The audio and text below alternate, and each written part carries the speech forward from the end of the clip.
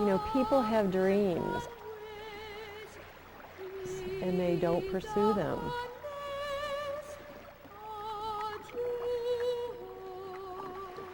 You know, they might think about it forever and they never take action. And I'm suggesting to people, you know, tomorrow, go out there and take one tiny step, just one step in, you know, making your dream come true. Well, about 5 years ago, I met Zully Alvarado, and Zully told me her life story, and I was so impressed with this story. I mean, she's such an extraordinary person that I wanted to join forces with her and make a difference in the world. And Zully was born in a small village in Ecuador, right outside of Guayaquil, with polio. And there were no facilities, there were no doctors, and her parents had no money. And they put her in an orphanage because they couldn't care for her. And she met Father Joe from Chicago, who was involved with this orphanage, and he brought her to Chicago and admitted her to Shriners Hospital and saved her life.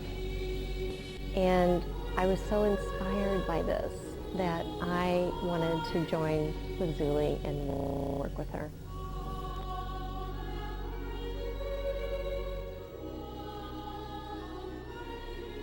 It was overwhelming,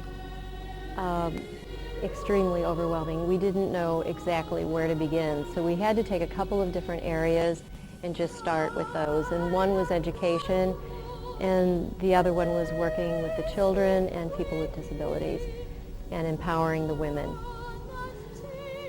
5 years ago, when visiting Kilometer 26, which is a small village in the rural parts of Ecuador, the trash was all over the place. Nobody bothered to pick up the trash. And now 5 years later, they're picking up the trash. They actually have a truck that picks up the trash, and they have trash cans outside of the little stores in the village.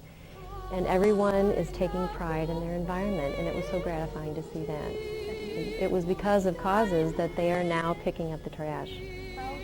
I never ever thought for a moment that I would be flying to third world countries and taking cold showers every day and working with people and helping them to empower themselves and to create an environment that's, you know, more livable.